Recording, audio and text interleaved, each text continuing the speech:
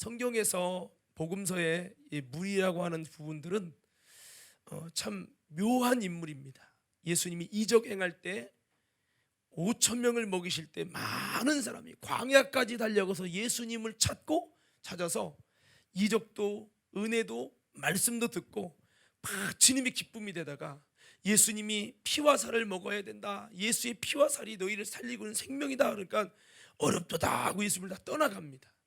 그러더니 또 여러분, 예수님이 이적을 해가면 무리가 막 뭉치고 몰려듭니다. 그러다가 예수님 십자가에 죽으실 때 이 무리가 십자가에 못 박아라, 못 박아라, 못 박아라 외치는 사람들이 누구죠?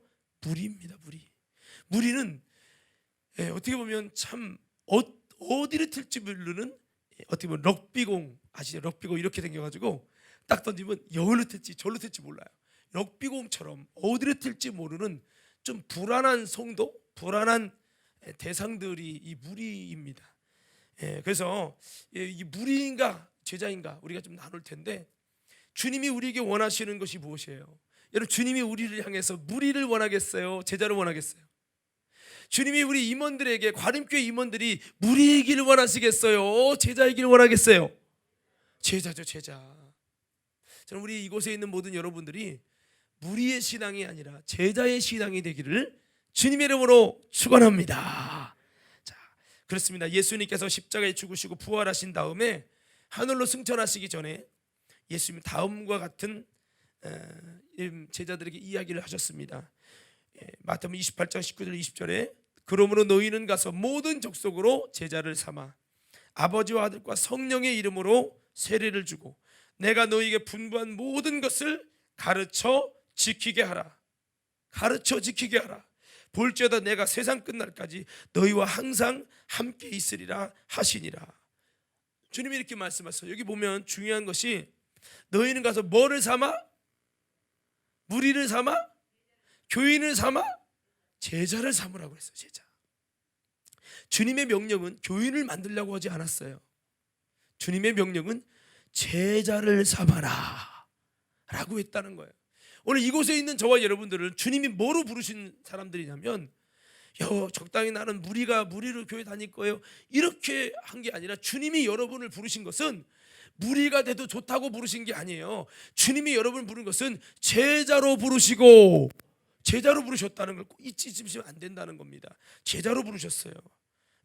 그리고 그들에게 세례를 주고요, 이 제자들에게 뭐 하래요? 주님의 모든 것을, 말씀을 가르쳐서 저들로 하여금 머리로만 아는 신앙이 아니라 지키게 하라. 한번 따라합시다. 지키게 하라. 다시 한번 지키게 하라. 다시 한번 크게 외쳐봐요. 지키게 하라. 주님이 우리를 교회에 나오게 한 것은 무리가 아니라 제자예요. 무리는 안 지켜도 돼요. 좋을 때 지키고 안 지키시면 안 지키는 게 무리예요. 그래서 무리는 좋다가도 이거를 믿을 수가 없는 거예요. 어디 뜰지 몰라. 언제 예수님 배반할지 모르고 언제 예수님 떠날지 몰라. 이게 무리예요, 무리. 예수님은 무리를 삼으라고 하지 않았어요. 제자를 삼으라고 했거든요. 제자는 뭐예요? 주님의 가르침을 받는 자예요. 그리고 주님의 말씀을, 가르침을 받는 목적이 뭐냐? 머리로 알기 위해서가 아니라 그것을 지키는 자가 되기 위해서 가르침을 받는 거예요. 사람의 지혜의 가르침은 그 말씀을 지키게 할 수 없지요. 그래서 성령의 가르침을 통해 누가 주를 알아서 주를 가르치겠느냐? 우리가 그리스도를 성령으로 가졌다고 고린도전서 2장에는 말씀하고 있죠.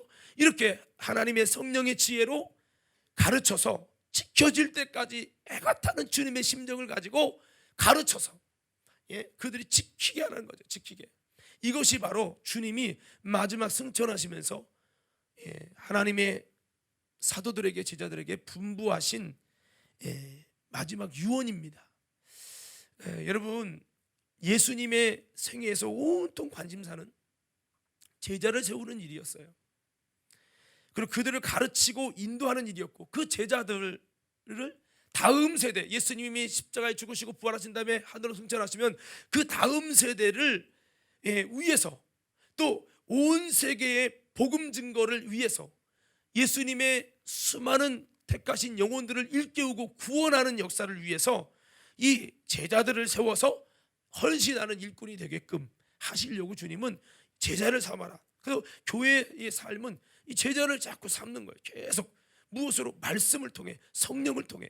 말씀의 가르침과 성령의 가르침이 두 날개처럼 같이 가는 거죠. 이를 통해 이것만 갖고 안 되죠. 가르쳐 지키기 위해서 기도가 필요한 거예요. 오늘 낮에도 말씀했습니다만 기도하는 이 삶을 통해 교회가 교회되고, 여러분 예배가 예배되고, 이 진정한 주님과 소통하는 참된 기도, 진정성 있는 이 기도를 통해서 우리를 지배하고 불순종하게 하는 음부의 권세, 불순종의 영, 이 세상의 영이 우리에게서 떠나가고 집지었던 원수 마귀애들이 떠나간다는 거죠. 여러분 보면요, 딱딱한 이빨도 치아도 이상하게 벌레가 들어가서요 염증을 일으키고 세균이 번성하면서 자기 집을 짓습니다. 그러면 이빨이 뻥 뚫어져요. 그리고 꺼멓게 되면서 신경을 건드려서 아프기 시작해요. 예, 저도 이제 이게 좀 안 좋아가지고, 근데 치과를 이렇게 다니는데 꼭 세균이 번식하면서 문제를 일으키고, 나중에 잘못되면요 신경치료까지, 신경 다 죽이고 다른 거로 채워야 돼요. 그래도 안 되면 뽑아버려야 돼. 참 이런 안타까움이 있잖아요.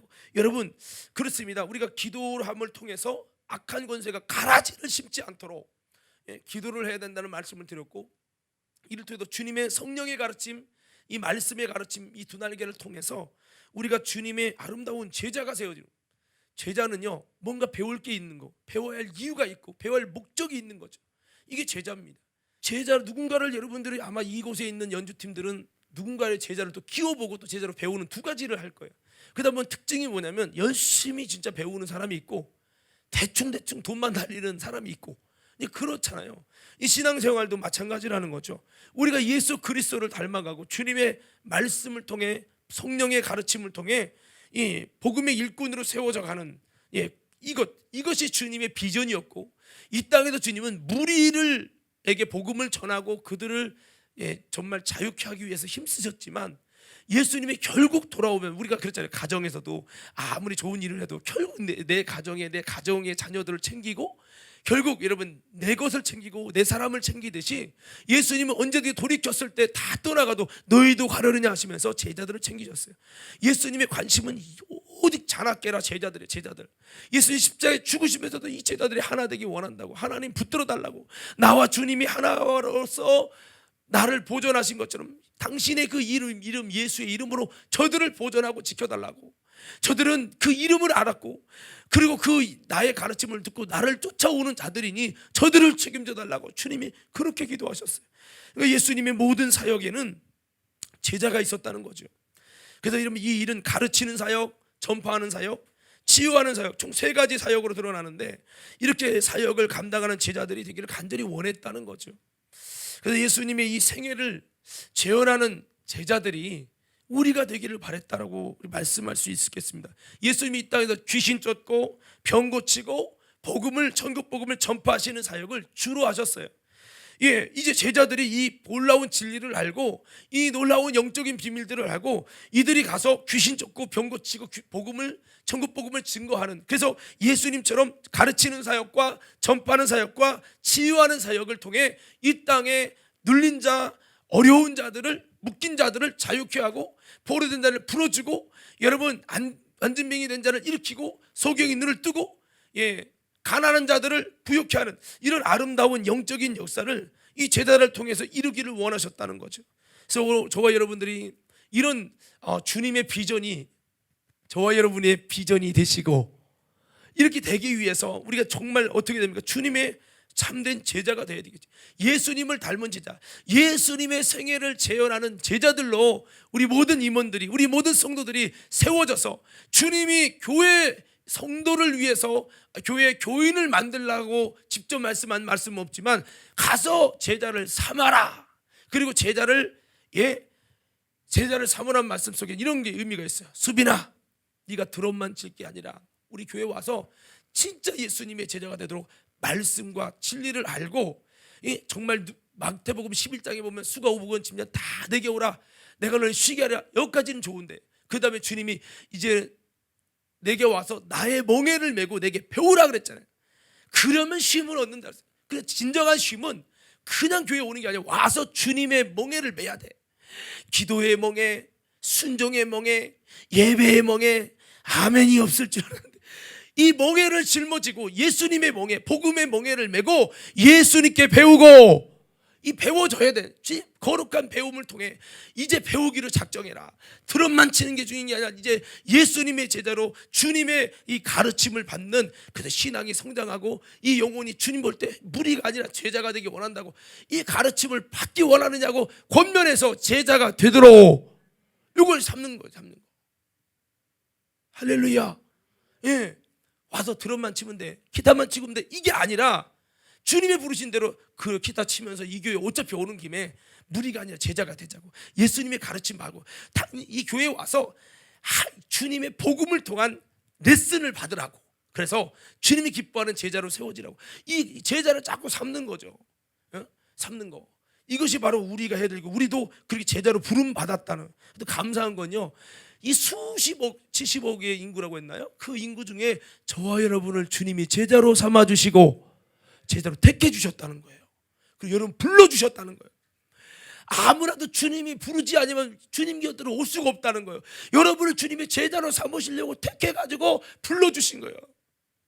아까 그러죠, 에클레시아, 밖으로부터 불러내심을 입은 자라는 이 예수님을 믿는 자, 예수님을 주로 고백하는 자를 교회라고 했어요. 우리 자신을 교회라고 부르셨는데 그 말씀에는 대표성을 갖는다는 거예요. 많은 사람 중에 당신을 선택해서 불러내셨다는 거예요. 그래서 그 단어가 국회의원이라는 뜻도 있다는 거예요. 국회의원이 많은 국민을 대표해서 세우잖아요. 이것처럼 에클레시아, 교회라는 것이 많은 사람 중에 당신을 선택했다는 거예요. 오늘 예수를 주로 믿는 것이요, 그냥 별거 아닌 것 같지만 여러분, 하나님이 많은 사람 중에 여러분을 선택하시고 여러분을 선택했다는 거예요. 감사하잖아요. 이렇게 한번 외쳐보자. 주여 감사합니다. 주님이 비전이 있어서 여러분을 택한 거예요. 수빈이를 그냥 택한 게 아니야. 수빈이를 하나님의 천국의 제자를 삼기 위하여 택하셨다는 거예요. 그래서 우리는 내가 택함 제자로 부름받은 거 감사하다. 왜냐하면 내가 불교 집안에 태어났다면, 무당의 자녀로 태어났다면 예수님의 제자가 되기가 어렵지 않겠습니까? 그리고 어떠한 가정의 신앙적인 배경이 아닐지라도 내가 예수님을 듣고 믿음이 안 생기면 교회를 떠날 거예요. 제자 되기를 포기할 거란 말이에요. 그런데 내가 예수님을 믿는데 믿음만 가지려고 노력한 게 아니라 예수님을 알고 예수가 그리스도시요 살으신 하나님의 아들인 것을 정말 하나님께서 내 삶 속에 여러 가지로 깨닫게 하시고 확신을 주시고 체험케 하셔서 예수를 주로 시인할 수 있는 놀라운 예수님을 믿는 믿음을 주시고, 이거는요 주님이 제자로 딱 주님이 우리 저와 여러분을 제자로 쓰고 제자로서의 비전을 가지고 꿈을 가지고 희망을 가지고 이렇게 선택했다는 거예요. 수십 인구 중에 예수님을 못 믿을 수도 있는데, 교회에 거쳐서도 또 나갈 수도 있는데, 이렇게 끝까지 예수님을 믿을 수 있고 믿음을 유지할 수 있는 거는 주님이 우리를 끝까지 제자로 세워가시고자 하는 하나님의 마음이 여전히 은혜로 우리를 이끌어주고 계시다는 거죠. 그래서 우리를 제자로 부름받았다는 이것이 감사로 여겨지면서 이 제자로 부름받으시고 우리를 불러주신 주님이 희망이 없으면 안 되잖아요. 여러분, 만약에 우리 진이가 이제 베이스를 참 잘 치잖아요. 베이스를 가르치려고 하는데 매월마다 20만 원씩 주면서 배우는데, 아무리 봐도 이건 나는 좋지만 이렇게 갖고는 전혀 늘지도 않고 의미가 없어. 그러면은 참 안타까움이 들지 않겠습니까? 주님이 우리를 이렇게 비전과 꿈을 가지고 제자로 부르시고 제자로 세워서 제자 되기만을 막 기다리고 계시는데, 우리의 신앙이 여전히 제자가 아니라 무리가 된다면 얼마나 마음이 아프냐는 거죠. 어떨 때는 믿음 있는 것 같다가 어떨 때는 믿음 없이 주님을 떠나가고, 이러면은 이 무리인 거죠, 무리. 그래서 제자로 사는 것이 육신적으로 보면 힘들지만 제자로 살 이유가 육신적으로 보면 하나도 없어 보여요. 제자로 살려면요 배워야죠. 힘든데 뭐 나오라면 나와야죠. 가르침도 받고, 그건 힘들지만 기도도 해야 되고 충성도 해야 되고 주님의 멍에를 매라잖아요. 나는 편하게 그냥 내 마음대로 살고 싶은데 멍에를 매라네. 멍에가 뭘죠? 소가 여러분 농사 짓기 위해서, 밭 깔기 위해서 여기 입에다가 딱 이렇게 해갖고 여러분 짐을 이게 그 뭡니까 그 마차 같은 거 끌 수 있도록 이게 한 게 일 시키려고 맨 게 멍에예요. 멍에. 우리 윤 장로님은 아시죠? 옛날 분들은 소 키워봐서 아시잖아요. 멍에. 이 멍에를 톡톡 치면 여기가 딱 하기 때문에, 아프기 때문에 지 맘대로 올라가다가 아이고 아멘입니다, 아멘입니다. 이게 순종해야 돼. 이 멍에를 예수님의 멍에를 매라는 거예요. 이거 힘들긴 하지만 이 멍에 십자가지만 이걸 멍에를 매면 이것으로 이제 진리를 알고 주님이 기뻐하시는 아름다운 제자가 되는 거죠. 그래서 이와 같이 주님께서는 우리를 이렇게 제자로 부르고 계시다는 거죠. 그래서 육신적으로 보면 내가 왜 이렇게까지 해야 되나 하지만 여러분 이 제자와 무리는요 급이 달라. 급이. 자, 옆 사람에게 인사하세요. 제자와, 옆 사람 보고 좀, 뒷사람도 보고 좀 얘기해. 제자와 무리는 급이 다르다. 여러분 무리로 살도 되는데 재미없어. 재미. 왜 재미없냐? 교회 다녀도 짐이야 짐. 왜? 무리로 살았을 때 혜택이 별로 없거든요. 근데 이 여러분 제자로 살면요 엄청난 영적 세계가 열려요. 아까 우리가 마태복음 13장 10절에서 17절 읽었는데요. 거기 다시 한번 띄워줘 보실래요? 그러면 주님은요 반드시 사람을 차별합니다. 아니 목사님이 하나님이 사람을 차별한다고 그런 게 아니라 돈 때문에 차별하고 얼굴 때문에 차별하고 키 때문에 차별하고 배운 지식 때문에 차별하는 게 아니라 우리 이런 기준을 가지고 주님은 차별하신다는 거예요. 10절부터 한번 읽어봅시다. 시작. 제자들이 예수께 나와 이르되 어찌하여 그들에게 비유로 말씀하시나이까? 무릇 있는 자는 받아 넉넉하게 되되 없는 자는 그 있는 것도 빼앗기라. 자 보세요. 영적 세계는 있는 자는 더 넉넉하게 해줘요. 없는 자는 있는 것도 뺏겨요. 신앙생활이 믿음으로 하나님 볼 때 무리가 되면 있는 것도 뺏겨요. 근데 여러분 제자가 되잖아요. 여러분 더 넉넉하게 된다는 거예요. 있는 자에게 더 주고 없는 것은 뺏어버리는 이게 하나님이에요. 아유 하나님이 좀 없는 사람에게 주고 있는 사람에게 끌어다가 좀 주고 이렇게 해야 되는 거 아니에요? 물질적인 부분은 그렇게 하는데 영적 세계는 철저하게 하나님은 차별하신다고요. 그래서 우리는 있는 것도 뺏기는 신앙이 되지만 그냥 조금 있는 그 믿음도 다 뺏겨가지고 이렇게 되면 안 되겠죠. 여러분 받아 넉넉해질 수 있는 저와 여러분 되기를 주의 이름으로 축원합니다. 13절 읽어봐요. 13절 시작. 그러므로 내가 그들에게 비유로 말하는 것은 그들이 보아도 보지 못하며 들어도 듣지 못하며 깨닫지 못함이니라. 깨닫지 못하고 봐도 알지 못하게 한다는 거예요. 자 14절이요. 14절 시작. 이사야의 예언이 그들에게 이루어졌으니 일렀으되 너희가 듣기는 들어도 깨닫지 못할 것이요 보기는 보아도 알지 못하리라. 계속 있습니다. 이 백성들의 마음이 완악하여져서 그 귀는 듣기에 둔하고 눈은 감았으니 이는 눈으로 보고 귀로 듣고 마음으로 깨달아 돌이켜 내게 고침을 받을까 두려워함이라 하였느니라. 계속요.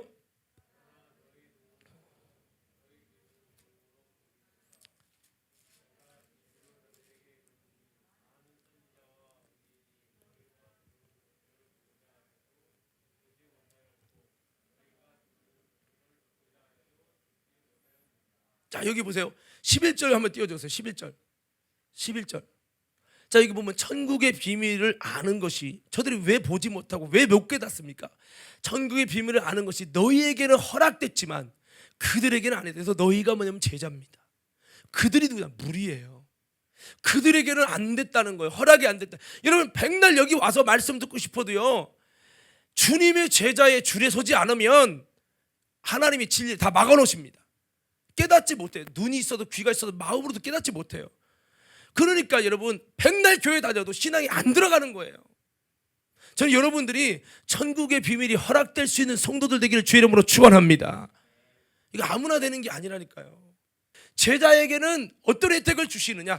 천국의 비밀을 알게 하시고 알게 해요. 그래서 여러분 예수님 부활한 다음에도 누구에게 찾아갔죠? 제자에게 찾아갔어. 바리새인 찾아가는 게 아니라 제자에게 찾아가서 그들이 못 깨달으니까 성경을 깨닫도록 마음을 여시고 열어가지고 깨닫고 알게 하시는 거예요. 이게 제자에게 주는 혜택인 거예요. 여러분이 제자만 되면요 졸다가도 은혜 받아. 어떤 분이 여러분 유튜브 치면 아주 조회수가 몇백만 됐을 겁니다. 그 이상한 시골 할머니인데 그분이 그러는 거예요. 자기는 교회 와가지고 처음엔 뒤서 잤대. 1년 동안. 그러다가 3년 지나니까 앞에서 자고 있더래. 3년을 잤는데 끝까지 교회를 안 나간 거예요. 어떻게 보면 교회 가도 은혜도 안 되는데 까짓 거 그만두지 이렇게 해야 되는데 그 할머니는 그냥 교회가 그냥 좋으니까 집에서 연세 드시면 잠 안 오잖아요. 그렇잖아요. 그래. 자주 깨고. 저도 참 문제가 있어. 저는요 아직 치매는 아닌데 제가 머리 감고 오늘도 머리가 내가 샴푸를 했나 안 했나 이게 기억이 안 나는 거야. 나 이게 심각해. 오늘도 차를 다지러 이쪽으로 갔어야 했는데 저쪽 가서 한참 헤매다가 왜 차가 없지? 근데 가만히 들어보니까 저쪽에서 소리가 나는 거야. 차가 시동 걸려서 가보니까 거기에 차가 있더라고. 나 지금 심각합니다. 근데 이게 제가 왜 얘기했냐면 저도 잠을 오늘 새벽에도 사실은 이제 7시부터 이렇게 일부 예배죠. 네 번째 예배 드리는 건데 잠을 좀 그 일찍이라도 쭉 자려고 했더니 새벽 4시 20분 되니까 쫙하게 몸이 그냥 시계가 돼 갖고 일어나더니 잠이 안 오는 거야. 그래서 지금까지 지금 생생하게 있는 건데 이게 한번 연세 드신 분들 한 번 일어나더니 못 주무셔. 진짜 그래요. 그래도 어디서 주무시냐? 교회 가서 주무시는 거야. 연세 드신 분들은 이게 그렇다. 왜냐하면 원래 자는 것 같지만 실제는 못 자거든. 그래서 그분이 와가지고 교회에서 맨날 자는 거예요. 그래서 그분이 교회 나온 이유가 있어요. 1년 동안 집에서는 잠이 안 오는데 교회에서는 잠이 오더라는 거예요. 그래가지고 그분이 교회 뒤에서 맨날 잤대요. 예배들이 별거 시간마다 잔 거예요. 그러다가 이제 중간에서 자고 2년째는 중간에서 잤대. 그다음 3년째는 교회 강당 앞에서 이제 잤대. 그러다가 이분이요, 그러다 끝까지 있으면서 그분이 교회에서 막 말씀을 암기하게 시키는 걸 막 시키니까 그래서 그걸 듣고 이제 자기는 한글도 잘 모르는데 하면서 말씀을 암기하기 시작하면서 이분이 막 여러분 진짜 완전히 충청도 사투리 쓰면서 간증하는데 한번 여러분 유튜브 검색해 보세요. 완전 대박 났습니다. 대박.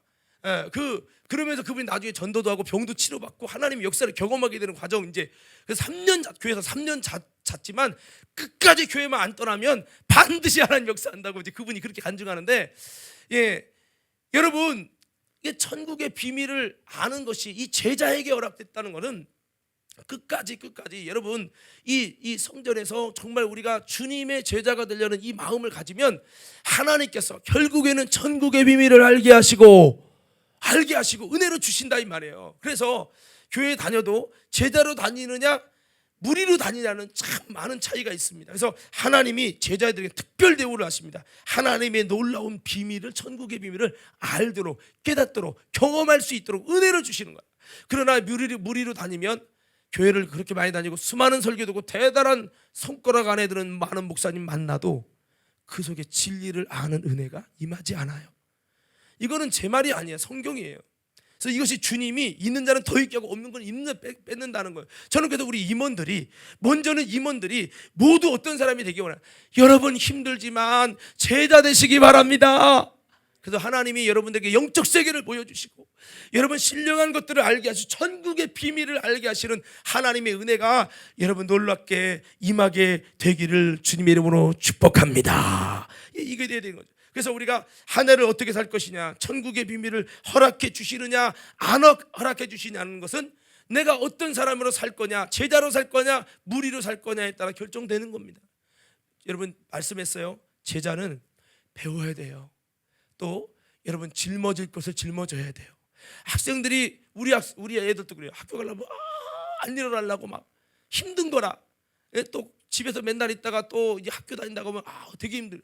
그렇지만 해야 뭔가가 되잖아요. 여러분 이 하나님의 나라도 이 말은 공부해야 된다는 것이 아니라 예수님의 제자 학교에 들어와서 제자 훈련을 받아야 된다는 거예요. 말씀 듣는 것도 훈련이고요. 기도 훈련도 그리고 더 나아가서 성령 받고 거듭나는 것, 회개하는 것 여러 가지 여러분 이 제자가 돼서 주님 부족하지만 이 무리는 너무 많이 변덕을 떨어요. 이랬다 저랬다 좋을 땐 너무 좋고 예수님 이러다가 또 기분 나쁘면 십자가에 못 박아라 이 왔다 갔다 이런 게 아니라 끝까지.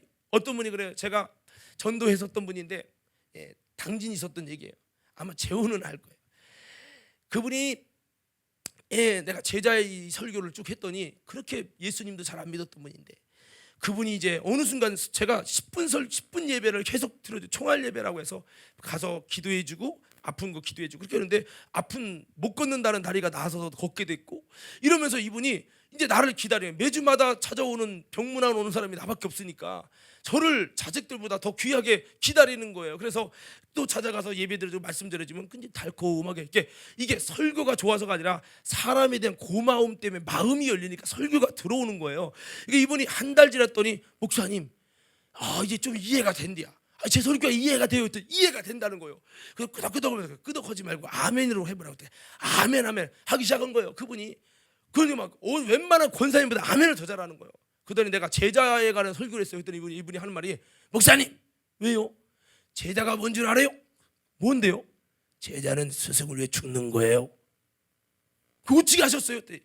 그 정도는 알죠. 그래서 원래 진짜 제자는 그렇게 하는 거라는 거예요. 야, 여러분, 원어상에요, 제자라는 그 원어를 살펴보면 여기에 제자의 원어와 순교자라고 하는 원어가 같아. 제자의 원어와 순교자가 같아요. 그래서 사도라는 단어, 제자라는 단어, 그 다음에 순교한다라고 하는 이 단어의 원어가 같은 원어를 갖고 있어요. 그러니까 여러분, 이 제자의 끝이 뭐냐? 제자로 시작해서 순교자가 되는 거거든요. 예?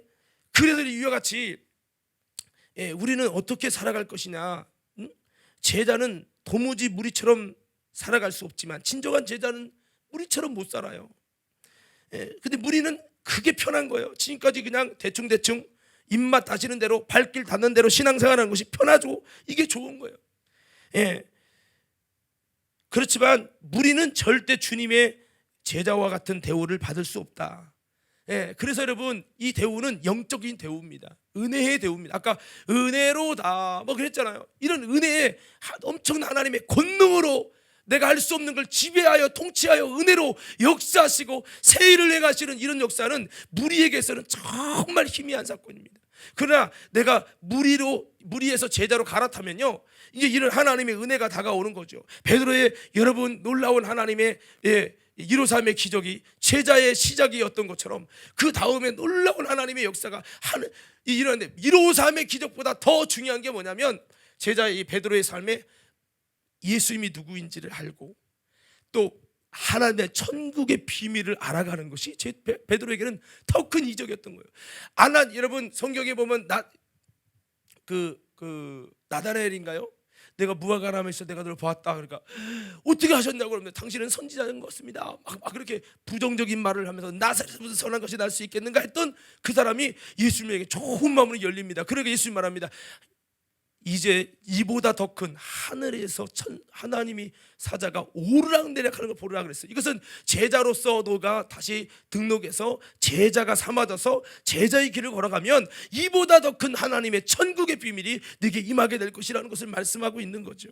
그래서 저는 우리 과림교회 임원들이 정말 주님이 우리를 향한 비전과 뜻을 갖고 있잖아요. 제자로 우리를 부르시고 세우셨잖아요. 지금 나는 제자의 모습도 아닌데 그런 나를 많은 사람 중에 택해서 그리스도를 알게 하시고 복음을 알게 하셔서 우리를 제자의 길로 갈 수밖에 없도록 딱 우리를 붙드시고 여러분 이렇게 불러주셨어요. 그래서 우리는 이 주님이 나를 향한 희망과 비전이 무너지지 않도록, 여러분 힘들어도 제자의 길은 좀 어려워요. 힘든 게 있어요. 뭔가를 하나 배우려면 어려운 것처럼 주님의 이 천국의 복음을 알을 수 있는 제자가 되는 것은 좀 어려움이 있고 좀 그렇지만은 우리가 끝까지 주님의 희망과 비전을 바라보면서 우리 임원들이 이번 한 해 동안 좀 제자로 영적으로 제자로 등록해서 기도하는 일이든 말씀을 듣는 일이든 예배하는 일이든 주님의 거룩한 멍에를 메고 주님의 말씀을 배우기 싫어도 배워가며 여러분 정말 제자로 세워감으로 인해서 하나님의 천국의 비밀들이,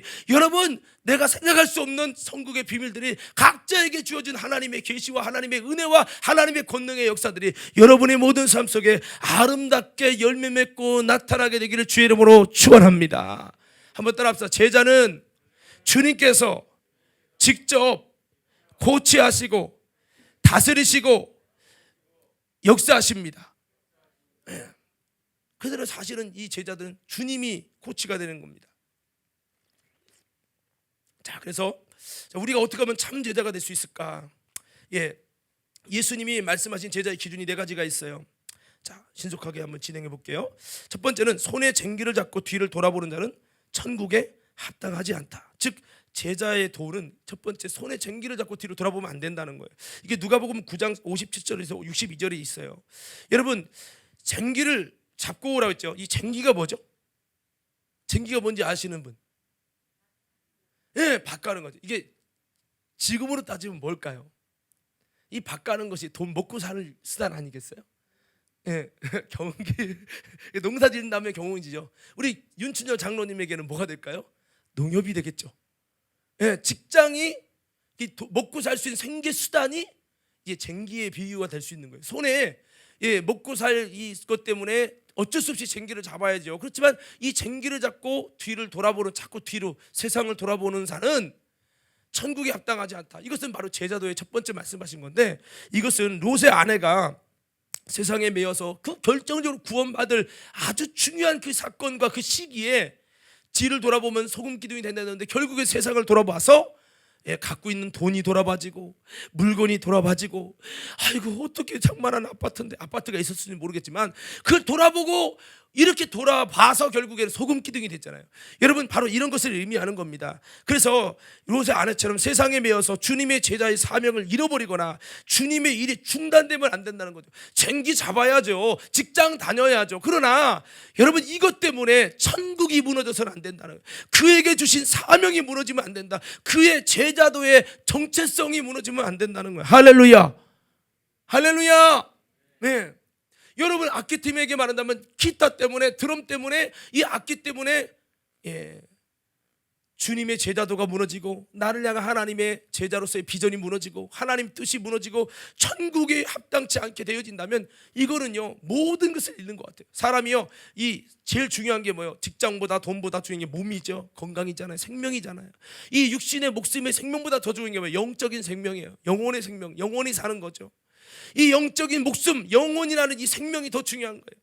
그래서 여러분, 이 천국에 들어갈 수 있는 아름다운 천국에 합당한 신앙이 되는 것이 사실은 우리가 가져야 될 손의 쟁기보다 더 소중한 건데, 문제는 뭐냐면 눈에 보이는 쟁기가 우선순위가 1등이 돼가지고 이제 천국이 밀려나고 예수님이 밀려나고, 여러분, 점점 하나님의 그를 향한 비전과 꿈도 밀려난다는 거죠. 그래서 여러분, 주님께서는 쟁기라고 하는 것을 통해서 여러분, 주님의 아름다운 제자로 나아갈 때 이것 때문에 흔들리는, 이것 때문에 하나님의 천국이 무너져버리고 마는 자가 되기를 원치 않는다는 거 말씀하셨어요. 제자가 되는 목적이 뭐예요? 천국을 이루는 거예요. 하나님의 통치와 다스림과 하나님의 주권이 회복됨으로 내 삶이 풍성해지고 또 나를 통해 수많은 영혼들을 살리는 아름다운 하나님의 일이 진행되는 거죠. 이것이 바로 하나님의 나라 천국의 일입니다. 그래서 예수님은 이것을 위해서 제자들에게, 예수님이 12제자를 부를 때 그들에게 베드로는 그 귀한 배를, 아마 지금 시가로 따지면 여러분 한 5억은 넘게 갈 겁니다. 이 배를, 그물을 내려놓고 주님을 따랐다는 거예요. 이것은 세상적인 물질이라고 하는 이런 것들을 좀 내려놓는 것을 의미하는데, 이 말은 여러분 직장 다 그만두라는 얘기가 아니라 우선순위가, 중심이 세워져야 된다는 거예요. 직장도 있지만 우선이 하나님의 일, 하나님 나라의 제자라고 하는 이 신분을 잊지 말라는 거예요. 따라서 나는, 다시 한번, 나는 제자다. 뭐라고요? 어떤 제자죠? 악기? 기타? 레슨?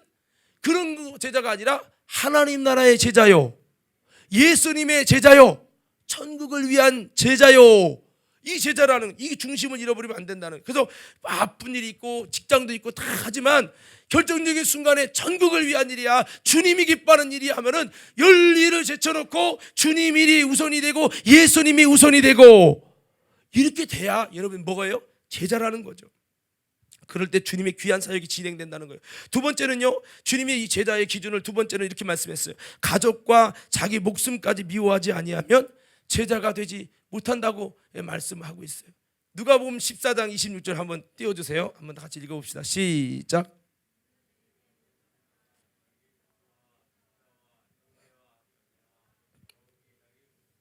미워하지 아니하면 능히 내 제자가 되지 못하고.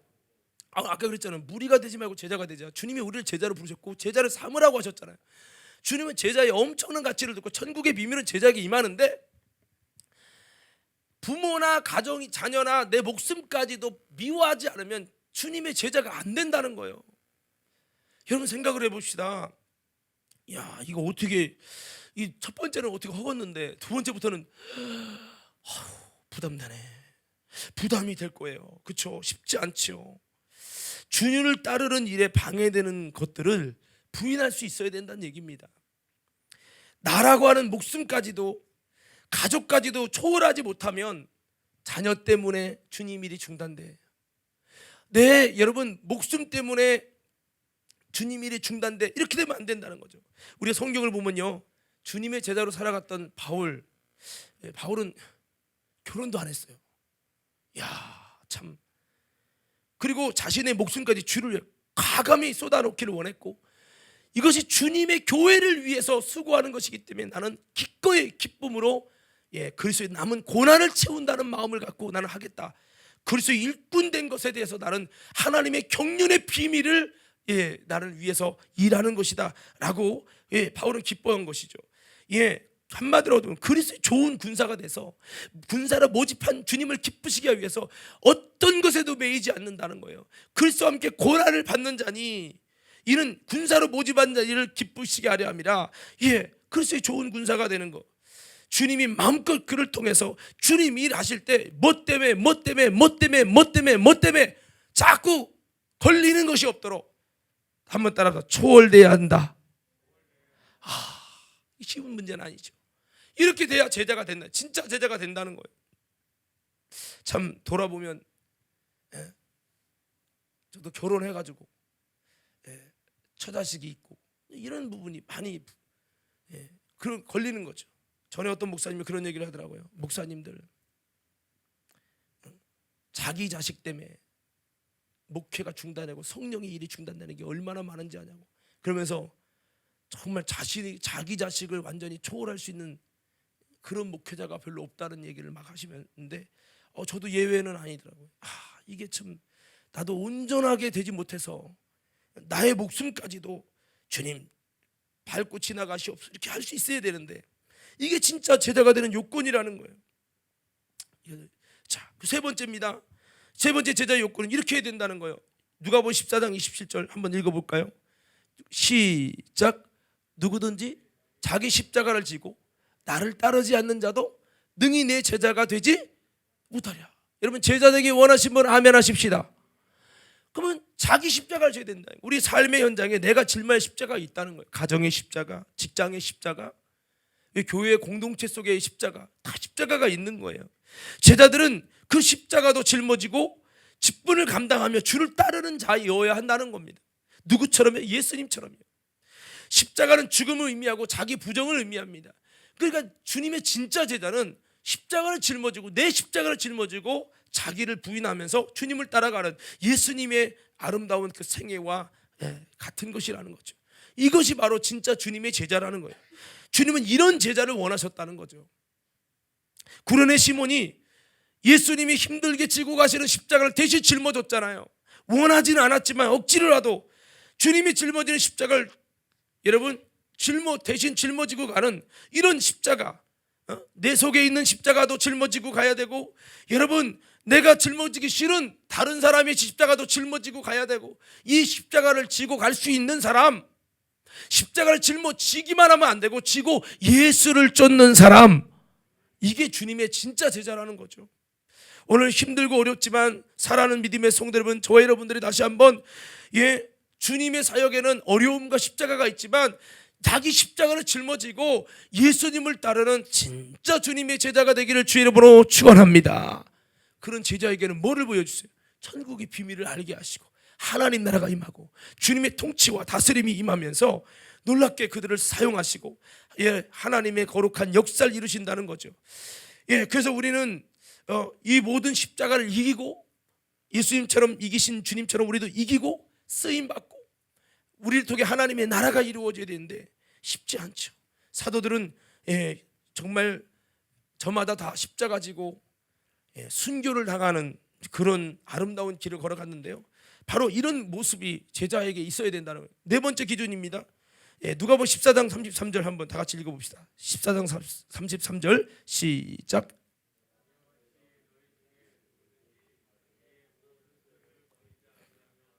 누구든지, 자, 뭐를 버려야 돼요? 나의 모든 소유를 버리지 않으면 능히 주님의 제자가 되지 못한다라고 오늘 말씀하고 있어요. 이것은 모든 소유를 부인하는 자, 바꿔 말합니다. 내 소유인 물질과 물건 모든 것들을 내 것이 아니라 주님 것이라는 믿음의 고백으로 평상시 내가 갖고 있더라도 주님이 언제든지 요구하시면 주를 위해 사용할 수 있는 내 소유를 버릴 수 있는, 이것은 어떻게 보면 초월이라는 말이 맞는 것 같아요. 무조건 다 전재산 헌금해야 주님의 제자가 된다, 그런 얘기가 아니고, 때로는 이 소유가, 또 그 다음에 이 십자가 지게 하는 그 일, 그리고 가족과 내 목숨, 그 다음에 손에 쟁기, 이 모든 게 공통점이 있습니다. 뭐냐면 하나님 나라를 이루지 못하게 방해하는 것들이에요. 이게 자체가 모두가 방해는 아니지만 방해하는 쪽으로 역사될 수 있는 도구들입니다. 결국 잘 나가다 이것 때문에 안 되는 거예요. 이것 때문에 예수님께 어떤 분이 말합니다. 주님, 제자로 불러주셨는데요, 지금 아버지 장례 났어요. 그러니까 장례만 치르고 갈게요 했더니 막 주님이 이렇게 쟁기를 가지고 뒤를 돌아보니 하나님 나라 합당치 않다. 그리고 너는 나를 쫓아라. 죽은 자들의 죽은 자를 장사하게 너는 나를 쫓아라. 이렇게 말씀했어요. 이거를 여러분 목사님이 했다면 미쳤어. 성도들이 형편도 모르고 무슨 목사가 그런 말을 해? 사랑도 없는 목사. 아마 그랬을지 몰라요. 그런데 여러분, 예수님이 그렇게 하셨어요. 그럼 이 말이 예수님이 과도한, 너무 극단적인 말씀을 한 것이냐? 그게 아니라 하나님 나라 일을 할 때 그 주님이 예수님과 함께 일하면 얼마나 일합니까? 언제 예수님 돌아가실지 모르는 이 긴급한 상황에서 그리스도의 제자로 불러서 예수님의 생애 속에 같이 쓰임 받는 게 얼마나 영광스럽고 좋은 일입니까? 그렇게 귀하게 주님은 잠도 안 주무시면서 이 하나님의 나라 일을 제자들과 함께 일하려고 하는데, 자꾸 뭐 때문에 하니까 주님이 이런 말씀을 하신 거예요. 그러니까 이 말씀의 본질은 바로 이 물질 때문에 주님의 제자로 일하지 못하고, 이 물질 때문에 주님을 따라가지 못하는 일들이 있지 않도록, 어차피 우리는 청지기 신앙이고 어차피 주님의 것으로 값주시고 산몸이 돼서 주님 거니까 이 믿음 가지고 우리가 내 모든 것은 주님의 것입니다라는 믿음을 가지고 물질도 물건도 부인하며 주님을 따라올 수 있을 때, 그럴 때 여러분, 우리가 제자로서 코로나에 때문에 주일날 돈 번다는 것들이 있어도 이 모든 것들을 소유를 부인할 수 있는 사람, 초월할 수 있는 사람은 돈보다 주님이 소중하지, 나는 주님의 제자지, 이런 마음으로 갈 수 있지만, 그렇지 못하면 돈 때문에 계속 예배가 돈 때문에 걸리고 신앙생활에 돈 때문에 걸리고 모든 것이 다 걸리는 거죠. 그래서 여러분, 이렇게 우리가 여러분 이 소유를 초월하고, 또 여러분 나를 자꾸 넘어지고 못 가게 하는 이 모든, 남편이 교회 못 가게 방해한다든지 이런 모든 것이 자기가 짊어져야 십자가인 거죠. 그런 이것들을 내가 지고 아픈 것 고난을 다 당하면서 갈 수 있는 이런 모습의 자세로 세워지지 않으면 주님과 함께하는 이 천국의 아름다운 역사를 이뤄가는 제자의 길은 걸어갈 수가 없다라고 주님이 시작부터 이렇게 말씀합니다. 오늘 우리가 읽은 본문 누가복음 말씀 보면 이런 얘기를 해요. 우리 한번 본문 한번 띄워주세요. 처음에 읽었던 본문 한번 띄워주세요. 여기 보면요, 아까 우리 강 집사님이 같이 읽었는데, 넘겨주세요. 여기 보면은 자기 처자와 부모를 부인하지 않으면 능히 제자가 되지 못한다. 계속 넘겨주세요. 십자가 지고 나를 따르지 않는 제자가 못 된다. 그렇게 하고 28절에 여기 망대 얘기가 나와요. 이게 뭐냐면 망대를 세우고자 할진데 자기가 가진 것이 준공에까지 족할는지 먼저 비용을 계산하지 않겠냐. 우리가 집을 지면 내가 얼마에 지어야 될지, 이게 지을 수 있는 건지, 대출해서 될 일인지 안 된지 이걸 계산해보고 질 수 있어야 시작을 하는 거지. 실수하다가 도중에 말고 그럴 거면 차라리 시작을 안 해야지. 이렇게 우리가 계산하잖아요. 이것처럼 제자가 될 때 그냥 막연히 그냥 제자 절단이 하면 되겠지, 이게 아니라 정말 내가 이런 큰 마음의 결단을 가지고 제자로 결단하기까지는 많은 것들을 헌신하며 계산을 해보고, 정말 내가 제자 될 수 있을까 계산을 해보고 주님 앞에 정말 마음에 큰 결심을 해가지고 주님을 따르는 제자가 되고, 이렇게 돼야 된다는 거예요. 우리는 여러분 어떻게 보면 이 말은 그러니까 목사님 저는 제자 될 때까지 온라인 예배 드리다가 제자로 될 결정되면 그때 할게, 이렇게 하라는 얘기가 아니에요. 그건 아니지만 주님께서는 이 제자 되는 게 그렇게 쉬운 거는 아니지만 너희가 이 계산을 해보고 좀 내가 정말 그렇게 헌신하고 제대로 갈 수 있는지를 점검해보고 해야 된다. 이 우리의 결단을 정말 더 많이 돌아보는 제자로 세워질 것이냐 무리로 살 것이냐의 이 부분에 있어서 반드시 제자의 혜택은 엄청납니다. 하나님이 주시는 영적인 혜택부터 해서 엄청나요. 그러나 여러분 이 제자로 걸어가는 이 길이 여러분 만만하지는 않다. 그래서 내 것을 내려놔야 된다라는 것을 말씀하고 있어요. 자, 그래서 저는 어떻게 보면 결론의 말씀이겠지만 어떻게 하면 우리가 지금 4가지 기준을 다 만족시키면서 할 수 있을까? 어떻게 하면 될까? 동준아, 어떻게 하면 될까? 어떻게 하면 돼요? 어떻게? 자, 여러분 예수님 따르던 제자들 한번 생각해 봅시다. 가능한 건 2가지로 생각해 볼 수 있어요. 첫 번째는 뭐냐면 여러분 아멘 크게 한번 해보세요. 영상 준비하고 벌써 끼웠네. 종이 되면 가능합니다. 뭐가 되면 가능해요? 예수님의 종이 되면. 그냥 여러분 종은 보세요. 원래 제가 지금 조선시대 태어나지 않아서 모르지만 이 종은 뭐 찬양에서 총의 몸에 지닌 것도 아낌없이 드리다 했잖아요. 종의 몸이라는 것은 종의 목숨도 주인 거예요. 그래서 종이 가진 것은 다 주인 거예요. 종의 것도 다 드릴 수 있다는 그 찬양이 나오는데 이 종은 자신의 것이 없어요. 그리고 종은 주인이 시키면 죽는 신용까지 해야 되네. 그게 종이에요. 지금의 여러분 알바 뛰는 거라 생각하시면 안 됩니다. 그러니까 여러분 하나님과 우리와의 관계 속에 종이 되면 종은 주인을 위해 일하는 거예요. 그렇죠? 그 쟁기를 주인이 부르면 놓고 가야 돼. 그리고 이 종은요 주인을 위해서 가정도 자녀도 그 목숨까지 다 주인 거예요. 그러니까 그게 가능하죠? 종은 힘들고 어려워도 자기가 춥든지 간에 뭐 어려운 일이 있어도 다 짊어지고 하는 거예요. 그게 종이에요. 그리고 여러분 자기의 소유, 종의 소유는 다 주인 거거든요. 그렇기 때문에 종이 되면 가능하다. 근데 이 말을 하니까 종이 된다는 건 참 너무 무지막지한 소리 아닙니까? 라는 생각을 할 수 있겠는데 로마서 1장 1절에 보니까 바울은 이렇게 말합니다. 예수 그리스도의 종 바울은 사도로 부르심을 받아 하나님의 복음을 위해 택정함을 입었다라고 고백하면 나는 그리스도의 종이다 라고 말씀하고 있어요. 종은요 주님의 것이라는 거예요. 한번 따라해보세요. 나는, 좀 크게 더 외쳐보세요. 나는 주님의 종이다. 누구 종이에요? 주님의 종이에요. 사실 여러분이 부인해도 예수의 핏값으로 여러분을 마귀에게서 샀기 때문에 여러분 주님의 것이 됐어요. 주님의 것, 바꿔 말합니다. 주님의 종이 됐어요. 여러분 우리는 어떤 종입니까? 바울이 이렇게 표현하면 은혜의 종, 자원하는 종, 사랑의 종, 복음의 종. 그래서 이렇게 말씀하고 있어요. 그래 우리가 여러분 주님이 너 종 안 하면 죽여! 다 네 거 내 거야! 이렇게 강압적으로 하는 게 아니에요. 주님은 우리에게 자유를 맡기는 거예요. 우리가 스스로 주님의 복음을 알고 은혜 받고 진리를 알면 스스로 내가 주님의 종의 자리로 내려가서 주님을 따르더라는 거예요. 이게 뭐냐? 진짜 제자들이 나타나는 현상입니다. 종이 되면 가능한 거예요. 또 한 가지는 뭐냐? 자, 외치세요. 크게 아멘 해보세요. 성령 충만하면 가능합니다. 뭐 하면 가능해요? 성령 충만해지면 내가 있어가고 나라는 것이 나를 부인 못하고 물질을 부인 못하고 내 목숨을 내 자존심을 부인 못하고 내가 하고자 하는 일이 쟁기면 그 쟁기를 못 잡게 하면 더 청개구리 심보나 가지고 더 반대하고 막 그러고 싶잖아요. 육신의 소욕이. 근데 성령 충만하면 내가 없어져. 내가 초대교회에 보니까 성령 충만하니까요 영적 질서가 하나님과 나와의 관계가 옛날에는요 정말 꼭 사춘기 학생처럼 주님 앞에서 꼭 사춘기 앞에서 사춘기 학생처럼 내 마음대로 내 고집대로 막 설기 부리고 대들고 이런 모습이었다면 성령 받으니까요 제자들이 완전히 싹 영적 질서가 확 세워지는 거예요. 이건 강압이 아니라 은혜 받아서 그 사랑에 매여가지고 주님의 그 진실을 만나니까 스스로가 그렇게 하는 거예요. 스스로가.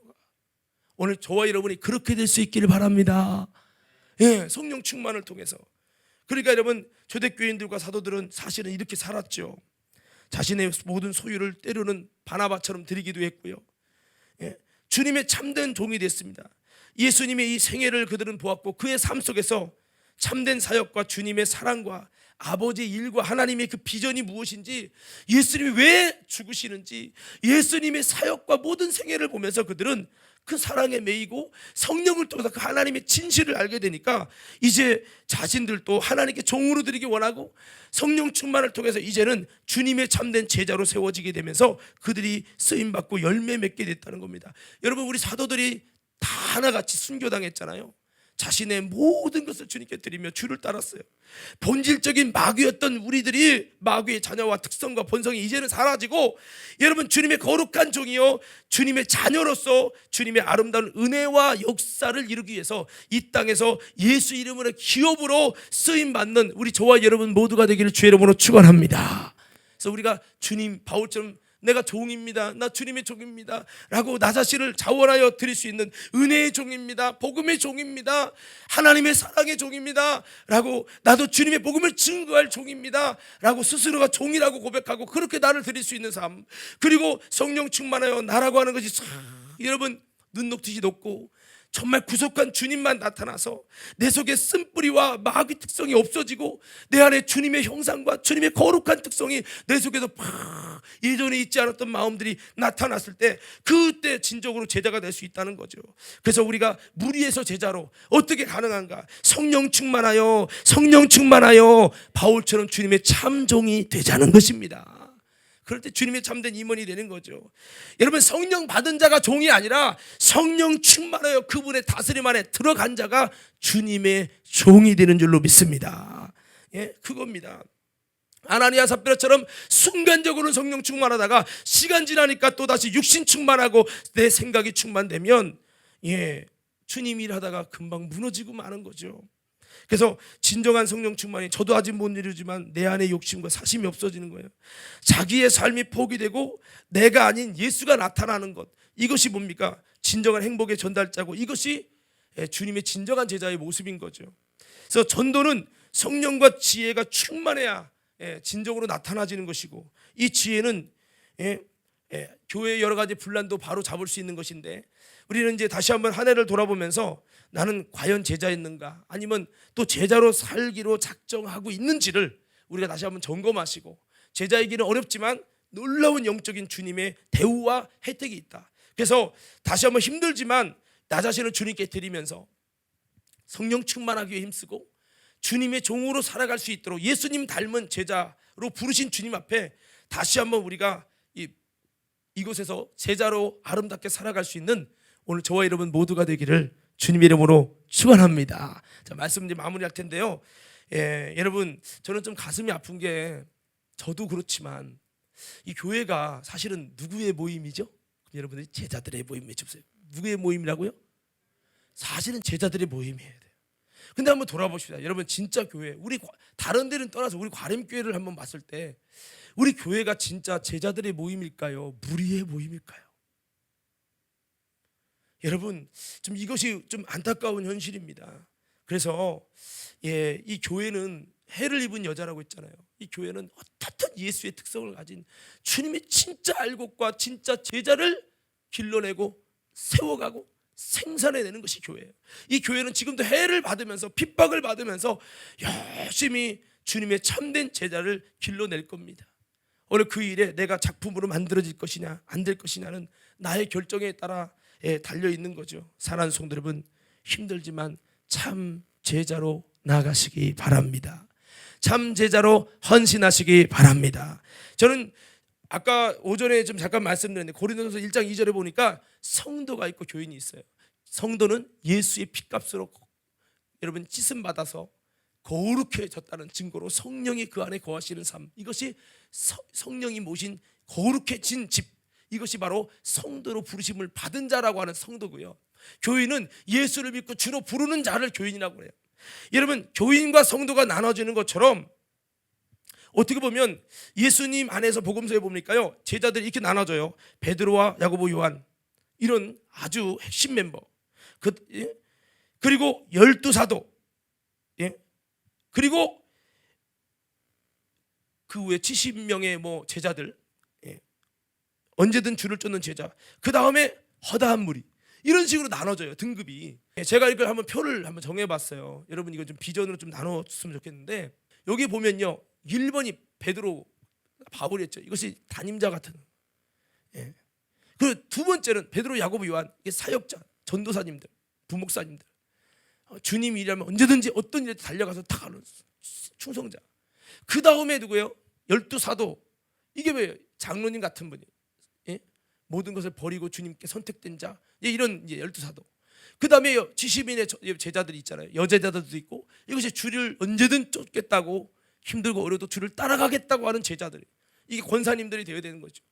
그리고 허다한 무리, 집사님이 되어야 된다는 것보다는 이 교회라고 하는 부분이 이런 어떤 정말 주님 앞에 영적인 이런 것들이 딱딱딱 단계적으로 돼서, 그래도 장로님들은 그래 12사도들 헌신된 자가 되고, 그래도 권사님 정도 됐으면 언제든지 내가 무리가 아니라 힘들고 어려워도 짊어지고 가겠습니다, 이런 것이 돼야 된다는 거죠. 저는 아무쪼록 우리 과림교회가 아름다운 제자를 세워가는 이 교회가 되길 원합니다. 요한복음 12장 24절에서 우리가 잘 아는 말씀대로 한 알이 미리 썩어지면 많은 열매를 맺고 그렇지 않으면 그대로 있는다고 했습니다. 내가 한평생 2021년을 살아가면서 그대로 있는 삶을 살 것인지, 아니면 주님께 썩어져서 아름다운 열매를 나를 통해 세워갈 건지, 오늘 다시 한번 여러분 이 시간에 마음속에 다짐하셔서 아름다운 주님의 제자로 세워지는 우리 임원과 우리 모두가 되기를 주의 이름으로 축원합니다.